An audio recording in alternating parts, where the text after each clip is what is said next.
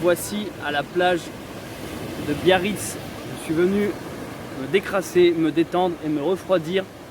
Je suis le seul qui va me baigner car il n'y a personne à part des...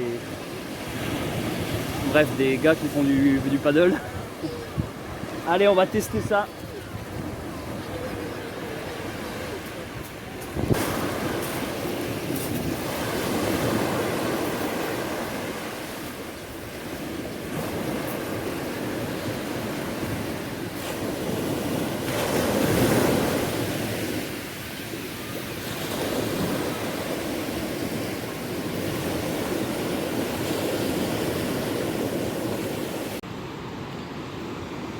Je m'accorde un peu de pause.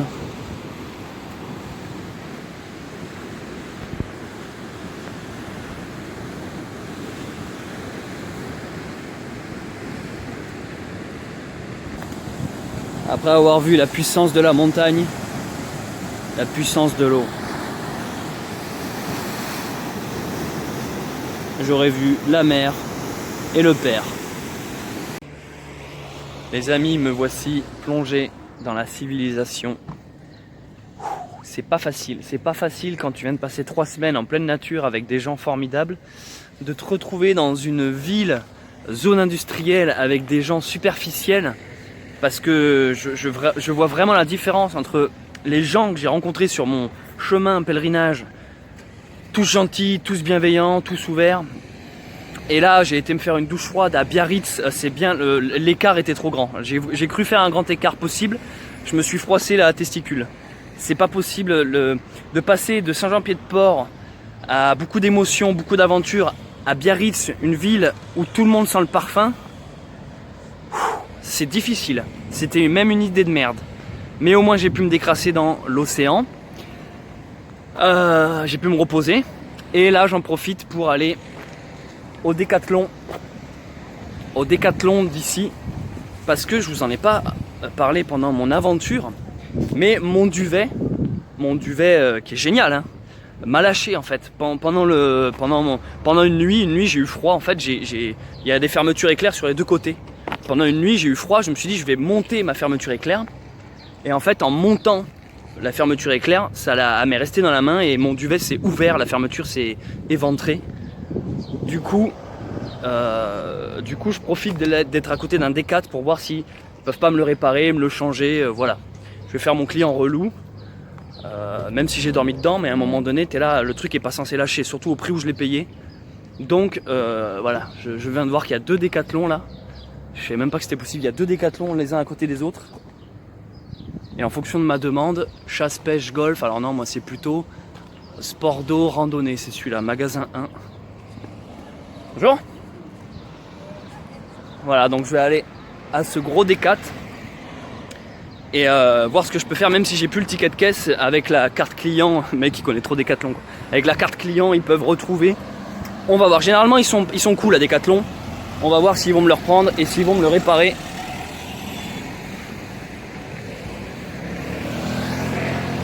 Je vous tiens au jus. Donc à Décat ils sont bien sympas. J'ai pu reprendre exactement le même duvet, tout neuf, et parfait. Maintenant tant que je suis là je vais vite fait vous parler des tentes. Ça c'est celle que j'ai, c'est les premiers prix. Mais alors putain tu le portes ton premier prix. Les tentes, il faut vraiment pas hésiter à foutre le prix. Plus vous payez cher la tente, plus elle est légère. Bon, sauf celle-là. Et il y a 2 types de tentes à ne pas confondre. Il y a la tente de camping qui permet du coup, comme son nom l'indique, de faire du camping.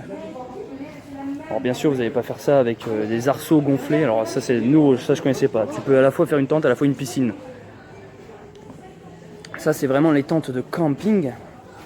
Mais nous, ce qui nous intéresse dans le monde de la rando, du trek, de la survie, du bivouac, c'est pas de faire du camping, c'est de faire justement du bivouac, du camping sauvage.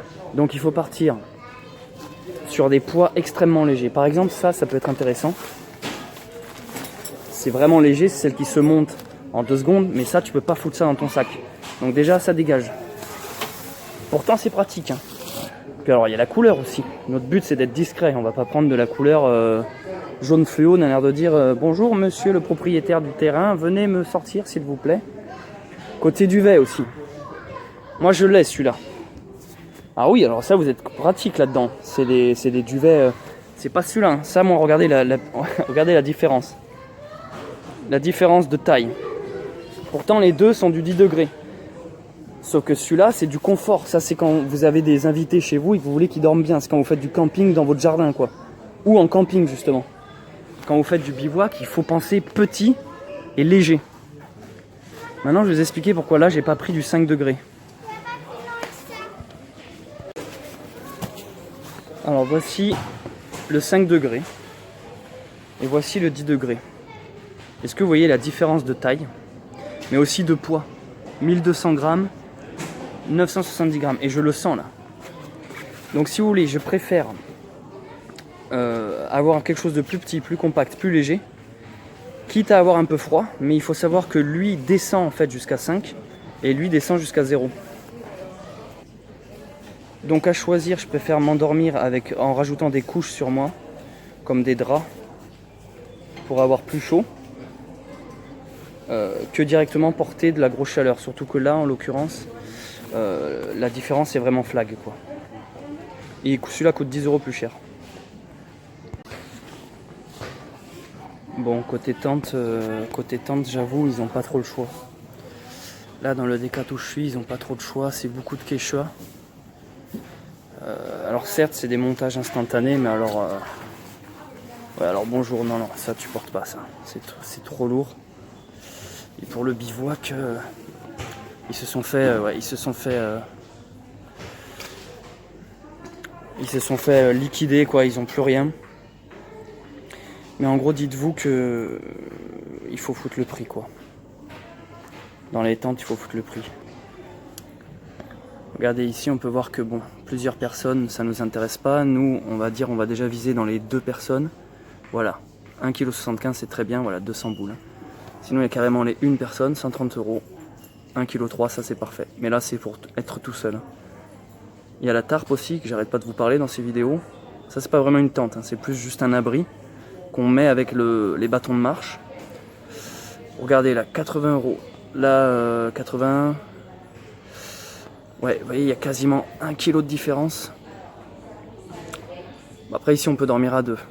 Et bon, alors là, 3 kg abandonné direct. Hein. En fait, moi, c'est simple. Dès l'instant que ça dépasse 2 kg, vous abandonnez la tente. C'est aussi bête que ça. 2,8 kg, c'est trop. Là, après, c'est normal qu'elle soit lourde. Celle-là, c'est parce qu'on peut rentrer à plusieurs dedans. Donc, évidemment, celle-là, presque 5 kg, mais on peut rentrer à 4. Donc, vous, il faut viser les en dessous des 2 kg. Celle-là, elle serait parfaite, là. À 130 boules. 1,3 kg, ça c'est génial. Évidemment, ils l'ont pas. Ils l'ont pas. Celle-là, elle est bien aussi. Mais alors voilà, celle-là, putain, faut avoir envie de claquer 200 €. Celle-là, pour 2, elle est parfaite même, j'ai envie de vous dire.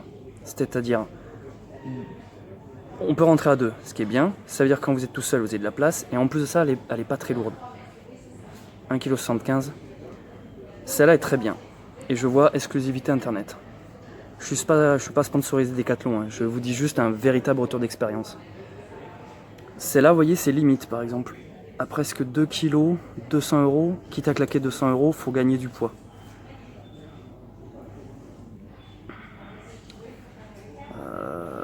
Ouais, je sais même pas ce que c'est la différence, ça doit être les formes.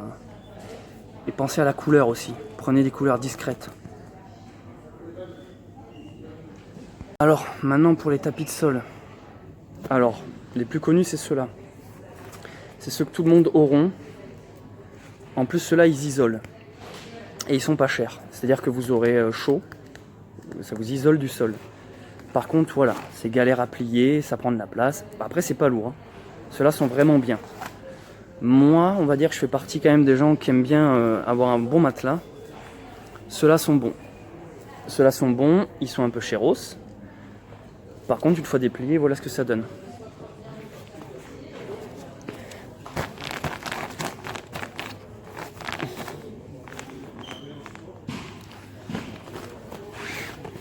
Alors lui, il est pas mal.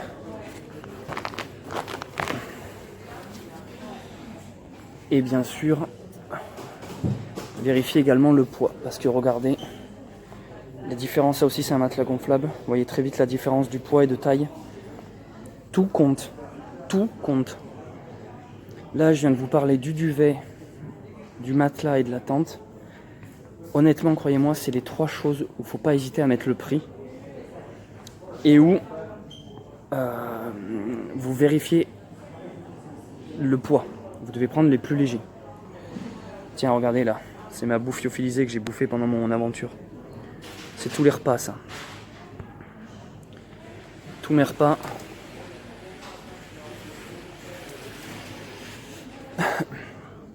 Je pourrais aussi vous parler des réchauds, hein, mais bon, ça, la vidéo elle va durer 3 heures.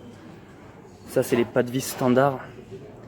Mais ça, c'est que si vous faites du bivouac et que vous voulez du réchaud. Parce qu'après, vous pouvez faire des feux de camp comme je faisais en seconde partie du voyage.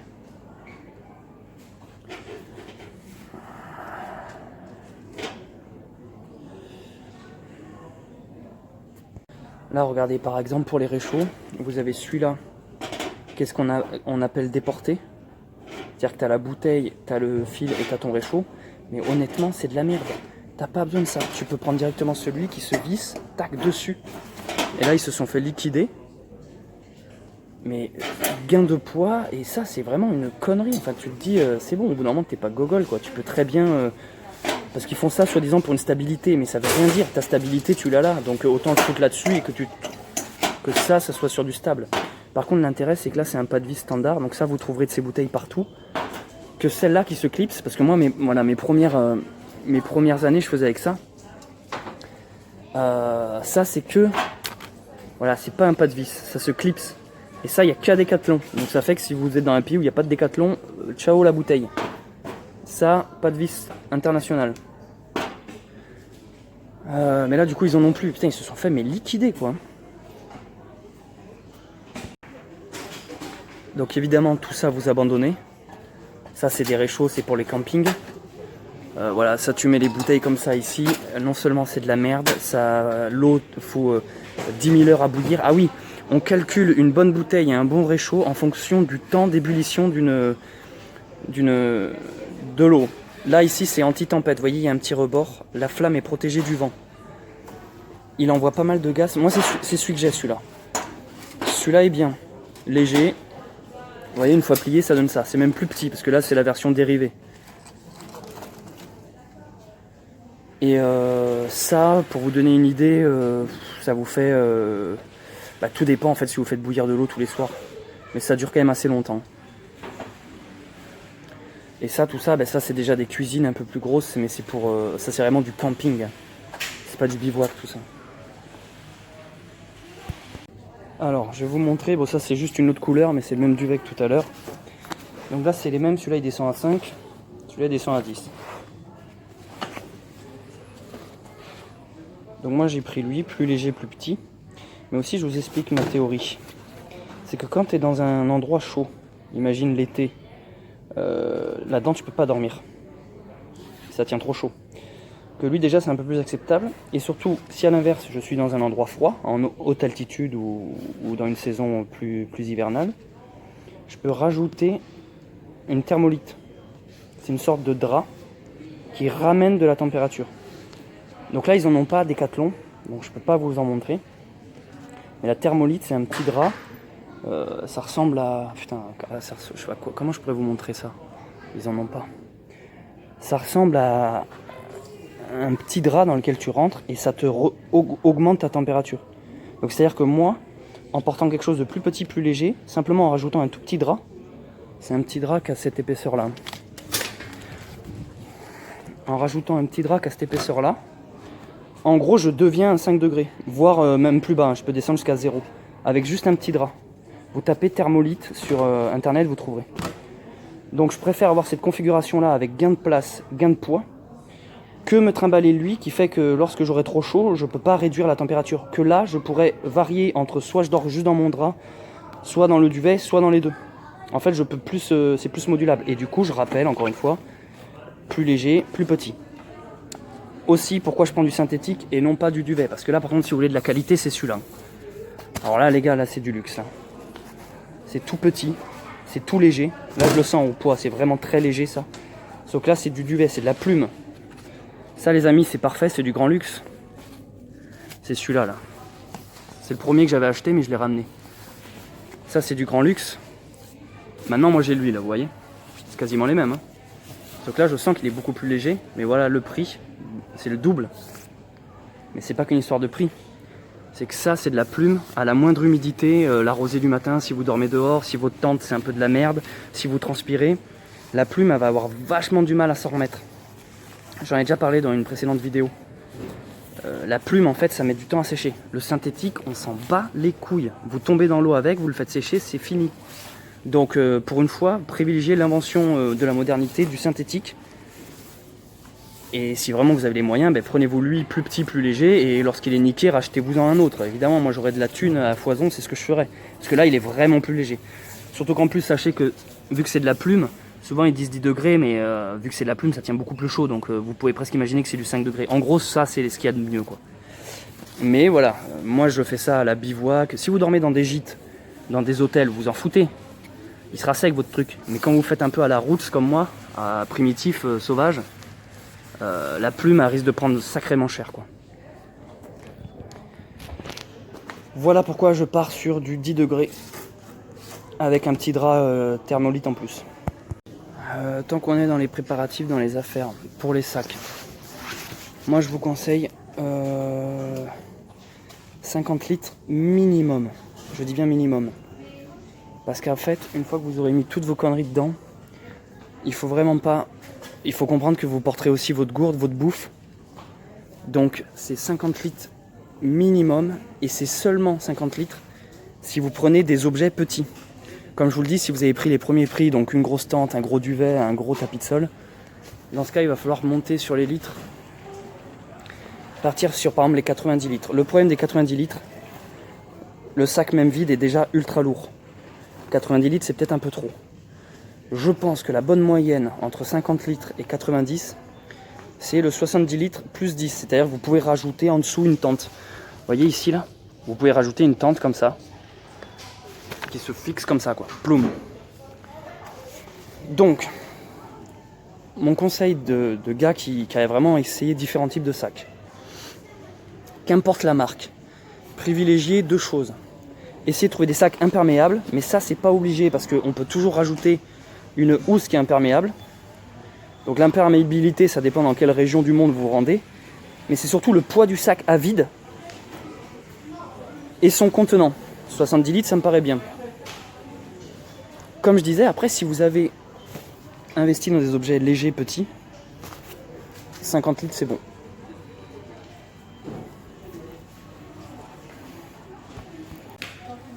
Côté sac, sachez que vous pouvez toujours trouver plus léger qu'à Decathlon. Mais pensez aussi à l'aération du dos.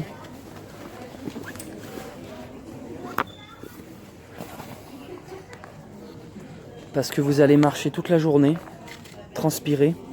Donc n'hésitez pas à regarder l'armature, comment elle est faite, voilà, derrière, pour voir si ça sera assez aéré. Parce que ça, c'est ce qui rend désagréable, c'est ce qui fait que vous puez la merde. Et ensuite, il y a des sacs qui sont très intéressants, mais par exemple ceux-là, ils peuvent s'ouvrir, ils sont pas obligés de s'ouvrir que par en haut, vous voyez. Ils peuvent s'ouvrir en plein milieu ou par en dessous pour aller chercher les affaires directement sans tout sortir. Ils sont pas ce qu'on appelle en cheminée. Et ça, c'est le petit détail qui fait la différence, mine de rien. Parce qu'un sac où vous devez tout sortir pour juste atteindre un rouleau de PQ qui est au fond, ça fout les boules. Donc, petit détail qui fait la différence, pensez aux choses qui sont accessibles depuis l'en bas directement et pas en tube de cheminée. Après, si vous faites des randonnées, on va dire plus à la journée, tranquille, partez sur des petits sacs. Partez sur des petits sacs de 30 litres, ceux-là sont très bien.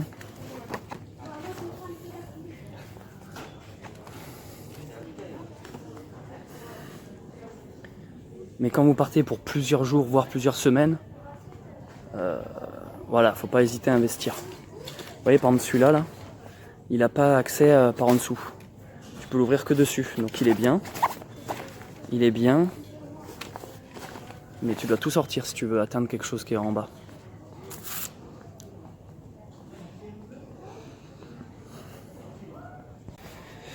Il y a aussi autre chose qui est important dans le sac, c'est ça. Ça, faut vraiment voir si c'est bien molletonné, si elles sont bien rembourrées, si vous essayez le sac, testez, il faut que ça soit confortable. Si ça, vous le sentez pas sur vos épaules, ça rendra votre voyage beaucoup plus agréable. Ce que je veux dire, c'est si c'est des petites lanières comme ça va vous niquer les épaules à un moment donné. Donc, non seulement il faut qu'elle soit large, mais épaisse. Pensez-y à tout ça. Après, je vais pas vous mentir, à un moment donné, le corps, il s'adapte à la souffrance, quoi. C'est-à-dire que même si vous prenez un sac de merde, vous allez tellement en chier qu'à un moment donné, votre corps, il prend juste le moulage du sac. C'est l'inverse des godasses. D'habitude, la chaussure prend la forme du pied. Pour les sacs à dos, c'est l'inverse. C'est le dos qui prend la forme du sac, quoi. Faites gaffe à ça. Et ça, surtout, ce genre de conneries, vous évitez. Un coussin, ça sert à rien. C'est de la merde. Voilà, très bien. Côté chaussures, il y a deux écoles. Il y a ceux qui vont préférer les montantes, comme ça, qui tiennent la cheville. Et ceux qui vont préférer les basses, comme ça. Voilà. Là, honnêtement, c'est vous qui voyez. Mais moi, je vais vous dire de prendre en compte deux facteurs. Le premier, le poids. Il faut que la godasse soit légère. Celles-là, par exemple, sont légères. Il faut qu'elle soit légère au pied. Par exemple, celle-là, je la sens plus lourde. Le poids est important. Ça, c'était le premier facteur. Vérifiez le poids. Qu'importe, que vous preniez les hautes ou les basses. Et après le poids, il faut choisir si elles sont imperméables ou non. Par exemple, celle-là. Celle-là, si vous marchez dans l'herbe mouillée ou dans une flaque d'eau, vous aurez la chaussette mouillée.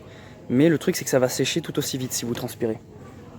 Dans les imperméables, c'est celle que j'ai moi actuellement, comme ça. Moi, je peux marcher dans l'eau jusqu'ici, je peux marcher dans l'herbe mouillée, bref, j'ai jamais eu la chaussette mouillée. Par contre, lorsque tu marches beaucoup et que tu te mets à transpirer, eh ben, il faut souvent que tu fasses des pauses pour t'aérer les pieds parce qu'à un moment donné, tu as le pied qui finit par être mouillé, mais pas à cause de l'extérieur, à cause de l'intérieur. Alors, ça ne veut pas dire que vous allez puer des pieds, ça ne veut pas non plus dire que vous allez avoir des mycoses ni des ampoules. Ça veut simplement dire que quand vous marchez, parce que ça arrive que le matin vous marchez dans l'herbe, même s'il n'a pas plu, hein, simplement la rosée, et c'est très désagréable de marcher justement avec la chaussette qui se mouille en 2 secondes parce que vous venez de marcher dans un champ. Donc moi j'ai choisi l'imperméabilité, jusqu'à la cheville, et en plus des montantes. Après je dois avouer que il est vrai que quand je voyais des pèlerins qui avaient plus ce genre de chaussures, ça respire mieux. Mais bon, moi au moins, je sais pas, j'avais ce truc de... Par exemple en haute montagne, il fait froid, t'es content d'avoir ton pied bien serré. Voilà, tu peux marcher dans des rivières, dans des flaques d'eau, y a ce truc où tu te sens un peu plus protégé. Et tant pis si le soir quand tu quittes ta chaussure, t'as un peu la chaussette mouillée de ta transpiration, c'est pas très grave. Ça veut pas dire, comme la transpiration ne veut pas dire qu'on pue des pieds, c'est ça qu'il faut comprendre. C'est juste que t'as la chaussette un peu trempée, tu l'as fait sécher, fin de l'histoire. Par exemple, je sais que j'ai un ami à moi qui avait celle-là, d'ailleurs c'était cette paire-là qu'il avait acheté. Il a regretté sa mère. Déjà pas montante, donc il se tordait les chevilles toutes les 2 minutes. Alors oui, elles sont aérées, je veux dire, pardon. C'est-à-dire que quand il a chaud du pied, ça s'évacue. Mais lui, dès le matin, il avait la godasse mouillée, quoi. Il marchait dans cette pelouse humide, pam, c'est bon, chaussures. Et lui, pour le coup, donc, il a eu des ampoules, justement avec l'humidité. D'ailleurs, je vais vous donner une petite astuce que j'ai appris pendant mon périple. Quand des fois, vous voyez des fontaines et des rivières, on a envie de se faire un plouf, donc c'est ce que je faisais, je me baignais. Sauf qu'en fait, si tu restes trop longtemps dans l'eau, ça rend ta peau un peu... plus comment dire, fripé. Et si tu remets de suite ta chaussette et ta chaussure, là tu risques d'augmenter le risque d'ampoule. Donc en fait, quand tu te baignes, il ne faut pas hésiter à vraiment bien sécher tes pieds, attendre que le soleil te réchauffe la peau et tu retrouves une peau normale, pas cette peau humide en fait, avant de remettre ta chaussette et ta chaussure. En gros, si vous faites souvent des arrêts pour vous baigner, attendez d'avoir le pied bien sec avant de renfiler votre godasse. Honnêtement, les chaussures, les amis, c'est un peu en fonction des goûts de chacun, mais moi, je peux vous dire que celles-là, imperméables et hautes, ont été nickel. C'est simple, j'ai eu 0 ampoule. L'unique ampoule que j'ai eue, c'est à la main, ici, je sais pas si vous la voyez, et uniquement, voilà, ici, là, et uniquement parce que je tenais mon bâton à force de marcher avec le bâton. C'est l'unique ampoule que j'ai eu. J'ai eu aucune ampoule au pied. Je dois être le seul mec au monde à avoir 0 ampoule au pied. Tant que j'y suis sur les chaussures, j'ai oublié de vous préciser un détail ultra important qui moi m'a sauvé la vie. Prenez une pointure au-dessus. Vous m'avez très bien entendu. Si vous chaussez du 42, prenez du 43. Si vous chaussez du 43, prenez du 44. Si vous chaussez du 36, prenez du 37. Très très important parce que toute la journée, le long de la marche, le pied grandit. Enfin, pas le pied grandit, le pied enfle à chaud. Il lui faut un peu d'espace. Mais surtout, prenez pas 2 tailles au-dessus, ni une taille en dessous, ni votre pointure. Si vous prenez trop de taille au-dessus, vous allez avoir des frottements, donc des ampoules. Si vous prenez trop serré, c'est de la merde. Et si vous prenez pile votre taille, votre pied va enfler, gonfler, ça va vous faire mal. Moi, j'ai pris une taille au-dessus.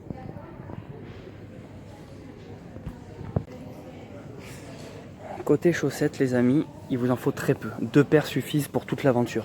Une paire que vous portez sur vous et une autre paire que vous lavez et qui sèche sur votre sac. Quand celle que vous portez sur vous est sale, vous le changez avec celle qui est propre et vous inversez, vous la nettoyez, bref. 2 paires suffisent. Moi, je vous conseille celles-là. Celles qui sont renforcées, double épaisseur au bout, sur le côté pour les ampoules, anti-frottement. Voilà, moi, les miennes, c'est celles-là. Elles sont en laine, ça respire, ça transpire pas trop. Et vous voyez, elles sont doublées à tous les points de contact, au talon aussi. C'est celle-là. Alors oui, c'est sûr, ça fait cher la paire. Hein.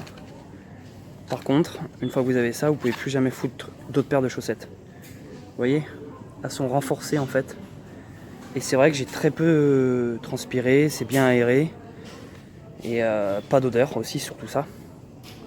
Pas d'odeur.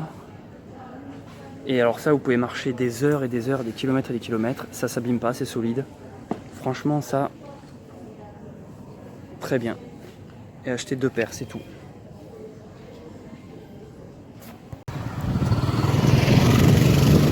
Duvet changé. Ils sont quand même plutôt cool à Decathlon pour ça. C'est vrai qu'ils ont jamais fait chier. Franchement, je veux pas être un suce-boule de Decathlon, mais c'est vrai que côté service client, ils ont jamais cassé les noix. Donc je suis reparti avec mon duvet neuf. Ils me l'ont même pas réparé, ils m'ont carrément filé un duvet neuf. Le mien est reparti en je sais pas quoi, réparation, nettoyage, je sais pas. Et voilà, j'espère que vous aurez appris plein de trucs. J'aurais pu vous dire encore plein de choses concernant le matos. Mais au bout d'un moment, parler dans un magasin, on aurait dit un vieux fou quoi. Ah oui, c'est vrai qu'ils nous obligent à porter ça en plus dans les magasins. C'est dommage pour les tentes tout simplement. Parce que si j'avais trouvé une tente pas trop chère et moins lourde que celle que j'ai, je me serais permis une petite folie. Mon compte en banque aurait sûrement dégusté. Mon banquier aurait pas apprécié. Mais c'est comme ça, c'est l'appel de la nature, c'est l'appel de l'aventure. J'ai déjà envie de repartir et là je comptais un peu sur ce Decathlon pour trouver une nouvelle tente, c'est pas le cas. Sinon je serais reparti limite dans la foulée quoi. Bref, à plus.